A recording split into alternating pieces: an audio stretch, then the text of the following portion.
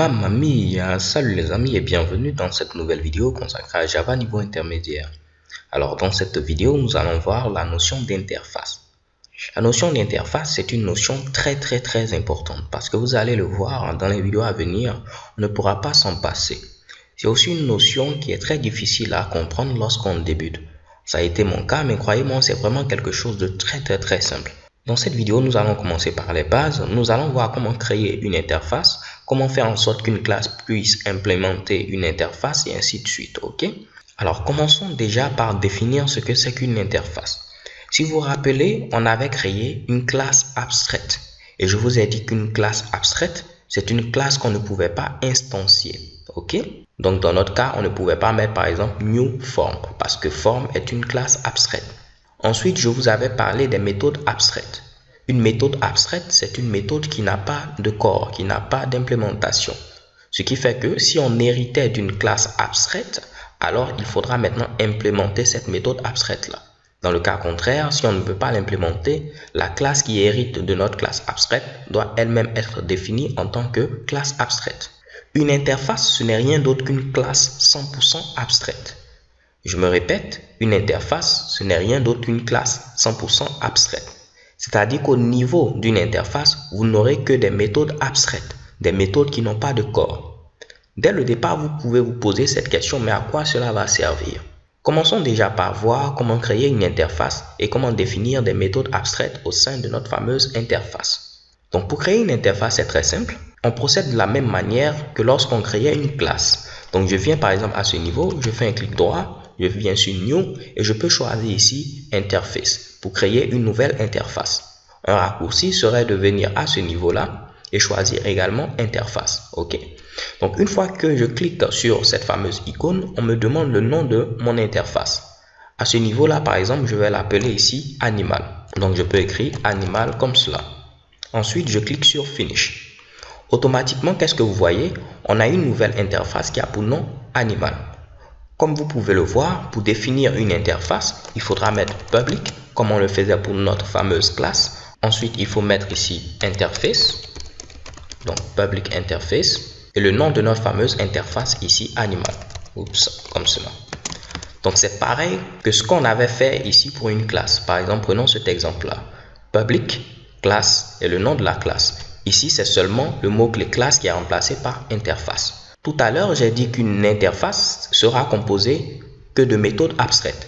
Donc là, à ce niveau-là, au niveau par exemple de l'interface animale, j'aurai une méthode abstraite que je vais appeler ici communiquer. Donc comme on l'a vu, pour créer une méthode abstraite, il faudra mettre ici abstract comme cela. Ensuite, le type de retour de notre fameuse méthode, ici je vais mettre void. Le nom de notre méthode, c'est ici communiquer. Je mets mes fameuses parenthèses et je rajoute ici mon point virgule.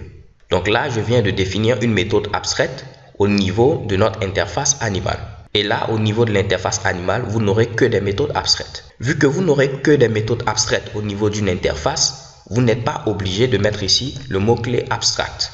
Directement, vous pourrez mettre ici votre méthode et elle sera implicitement considérée comme une méthode abstraite. Donc là, je peux mettre par exemple public void communiquer. De manière implicite, la méthode communiquer sera une méthode abstraite. Ok, donc je le répète les gars, si vous avez une interface, toutes les méthodes que vous allez mettre à l'intérieur de cette interface seront considérées comme des méthodes abstraites. C'est-à-dire que toute classe qui va maintenant implémenter, je vais revenir sur ce mot dans quelques instants, cette interface doit avoir forcément ici ces méthodes-là. Créons maintenant une classe que je vais appeler ici chien. Donc je vais mettre ici chien comme cela et je clique sur Finish. Lorsqu'une classe héritait d'une autre classe, on utilisait ici le mot-clé extends pour dire que telle classe va hériter de telle autre classe. En ce qui concerne les interfaces, une classe ne va pas hériter d'une interface, mais elle va plutôt implémenter une interface. Donc on va dire qu'une classe X implémente l'interface Y. Donc je vais dire que la classe chien va implémenter, donc je mets implement comme cela, et je vais rajouter maintenant animal. C'est-à-dire que la classe chien implémente l'interface animale. Et comme vous pouvez le voir, j'ai automatiquement ici une petite erreur. Parce qu'on me dit que je dois implémenter toutes les méthodes définies au niveau de mon interface animale. Donc si je survole ce Mitsubishi et je clique sur Add Unimplemented Method, et vous voyez qu'il me rajoute à ce niveau-là ma méthode communiquer. Alors les gars, pour que ce soit très simple, vous allez considérer les interfaces comme des contrats, parce qu'en réalité, les interfaces sont des contrats. C'est comme un contrat qui est présent à ce niveau. Pour dire que moi, je suis un contrat animal. Si toi, la classe chien, tu dis que tu veux implémenter mon interface, ok, pas de souci. Le contrat que tu signes en m'implémentant te force à implémenter toutes les méthodes qui seront définies au sein de cette interface animale. Donc, si la classe chien décide d'implémenter l'interface animale, elle a signé un contrat, donc elle doit respecter ce contrat-là. Elle doit tout simplement implémenter toutes les méthodes qui sont présentes au niveau de l'interface animale. Je vais créer pourquoi pas une autre classe que je vais appeler ici chat. Donc là, je vais mettre ici chat comme cela et je vais vous montrer comment implémenter facilement une interface. Vous voyez à ce niveau-là, on a interface. Je vais cliquer sur add pour dire que cette classe chat va implémenter une interface. Dans notre cas, c'est l'interface animale qui se trouve au niveau de com.teacher2net.java intermédiaire. Je sélectionne ma fameuse interface et je clique sur OK et je clique sur finish. Automatiquement, qu'est-ce que vous voyez? La classe chat implémente l'interface animale et là, elle est obligée d'avoir à ce niveau-là la méthode communiquer, vu que cette méthode est définie au niveau de l'interface animale. Donc, par exemple, au niveau du chien, on pourra dire tout simplement, on va afficher à ce niveau-là. Je vais mettre ici wow wow, comme s'il aboie, ainsi de suite, ok? Et au niveau maintenant de la classe chat, je vais mettre ici miaou. Donc, je vais mettre ici 6 out et je rajoute ici miaou. Comme cela. On va utiliser notre classe héritage test pour juste tester. Donc, ce que je dois faire, c'est créer une nouvelle instance de la classe chat. Donc, pour ce faire, je vais mettre ici pourquoi pas chat. Ensuite, je vais appeler mon objet chat et je fais ici new chat. Pas de souci. Ensuite, je pourrais appeler maintenant la méthode communiquer au niveau de mon objet chat en mettant ici chat.communiquer. Et cela, normalement, doit m'afficher ici miaou. Je lance l'exécution de ce code. Et chez Kebam, vous voyez ici miaou. Je pourrais faire pareil ici pour un objet de ma classe chien. Donc là, en lieu de place d'avoir ici chat, ce sera ici chien. De même ici, ce sera chien, comme cela. Et je vais remplacer ici chat par chien, de même que à ce niveau-là. Donc normalement, je dois avoir miaou et wow. Chez Kebam, j'ai ce résultat-là. Je vais cliquer sur cela pour avoir ma console tout juste en bas. Donc les gars, si je me répète, une interface, ce n'est rien d'autre qu'une collection de méthodes abstraites. Donc, dire qu'une interface est en griffe une classe, c'est un abus de langage. Parce que comme vous le voyez, une interface n'est pas en réalité une classe. Bien vrai qu'il y a quelques similitudes entre une interface et une classe. Par exemple, au niveau d'une interface, vous n'aurez pas ici un constructeur. Donc, je ne pourrai pas avoir, par exemple, ici, un constructeur pour mon interface animale. Cela n'est possible qu'au niveau d'une classe. Deuxième des choses, au niveau, par exemple, d'une classe, vous pourrez avoir ici des attributs. Au niveau d'une interface, on n'a pas d'attributs. Tout ce que vous pouvez avoir, ce sont des champs statiques ou bien des champs qui seront définis avec le mot-clé final.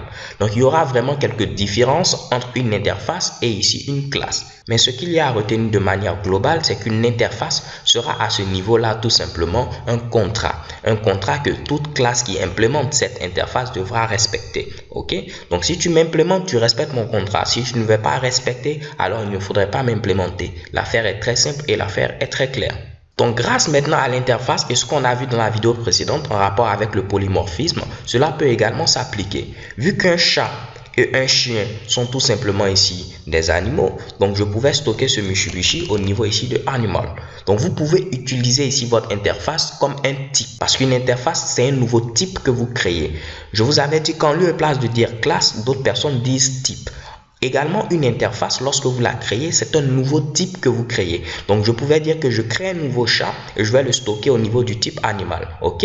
Donc, vu qu'un chat est un animal, cela va fonctionner. Tout cela en rapport avec la notion de polymorphisme qu'on avait vu. Et de même, je pouvais stocker ce Mitsubishi en utilisant ici l'interface animale. Donc, mon nouveau type que j'ai eu à créer précédemment. Et si je relance, je dois avoir le même résultat, c'est-à-dire ici miaou et wow. Ok? Donc les gars, tentons de mettre en pratique tout ce qu'on vient de voir. Si vous vous rappelez à ce niveau, au niveau de la classe form, qu'est-ce qui s'était passé? Notre objectif, c'était de faire en sorte que toute classe qui héritait de cette classe form puisse implémenter la méthode R. Donc, on voulait forcer toute classe qui héritait de cette classe abstraite form à implémenter cette méthode abstraite R. Et cela a été possible en définissant ici la méthode R comme une méthode abstraite. Et vu que c'était une méthode abstraite, elle devait se trouver au niveau d'une classe abstraite. Et lorsqu'on venait par exemple au niveau de la classe carré qui héritait de la classe forme, on était obligé d'implémenter toutes les méthodes abstraites qui étaient au niveau de cette classe-là. Si on ne voulait pas, il fallait définir cette classe en tant que classe abstraite également. Donc là, vu que ce n'était pas le cas, on était obligé à ce niveau-là de définir la méthode R, donc de la redéfinir à ce niveau-là. Si j'enlève ici cette méthode R, j'aurai tout simplement une erreur parce qu'on va me demander ici de forcément implémenter toutes les méthodes abstraites de la classe forme. Donc, on va tenter de faire la même chose, mais cette fois-ci en utilisant une interface. Donc, ce que je vais faire, c'est fermer tout ceci afin que nous puissions avoir quelque chose de potable. Et lorsque je vais l'expliquer, tout sera clair dans votre esprit. Donc, je vais venir ici supprimer la classe forme. Donc, nous aurons plein d'erreurs à ce niveau, pas de souci, on va gérer cela pas à pas. Donc déjà, lorsque je viens au niveau de la classe carré, on me dit qu'on ne connaît pas ici la classe forme, vu que je viens de la supprimer. Je vais créer cette fois-ci une interface. Je vais venir ici, cliquer sur interface et je vais appeler mon interface à ce niveau-là forme. Et je clique sur finish. Et au niveau de l'interface, on a dit que c'est tout simplement un contrat. Donc, je vais dire que mon gars, si tu signes ce contrat, il faudra forcément avoir ici une méthode R. Et si on regardait ici la méthode R, je vais revoir sa signature, c'était public, double et R. Donc, je vais faire pareil à ce niveau. Je mets ici public, je mets ici double et je vais rajouter ici R. C'est-à-dire que toute classe qui va implémenter cette interface forme devra avoir une méthode R et redéfinir ici cette fameuse méthode-là. Donc, si je viens maintenant au niveau de la classe carré, pour faire disparaître cette erreur, en lieu place d'hériter de forme, forme n'est plus une classe, c'est maintenant une interface. Il faudra utiliser le mot-clé implement. Donc, je vais implémenter l'interface forme et vu que là, j'ai bel et bien ici redéfini ma méthode R, je n'ai pas de problème à ce niveau-là. Je vais faire pareil au niveau également de la classe cercle. Je vais mettre ici implement. Et je viens au niveau de la classe triangle, je vais faire pareil. Je vais remplacer ce Mitsubishi par implement. Donc, si je viens maintenant au niveau de héritage test, je vais faire un dernier test, pourquoi pas. Je vais venir ici, avoir un nouvel objet de la classe carré. Donc, je vais mettre ici carré et je mets new carré. Toujours en utilisant la notion de polymorphisme, vous avez vu que j'ai pu stocker ce Mitsubishi au niveau du nouveau type forme. Là, j'ai une erreur. Pourquoi? Si on vient au niveau de la classe carré, vous allez voir qu'au niveau de son constructeur, il faudra donner ici soit 2 paramètres ou soit 3 paramètres. Donc là, je vais donner 2 paramètres, le nom et le côté. Le nom, je vais mettre pourquoi pas ici Toto. Et le côté, je vais mettre ici 3. Et là, je n'ai pas de problème. Je pourrais appeler maintenant la méthode R en mettant ici carré, point R et point virgule. Et vu que cela retourne une valeur mais n'affiche rien, je vais utiliser sysout. Et je vais maintenant couper ce Mitsubishi là et le mettre à l'intérieur de ma méthode println.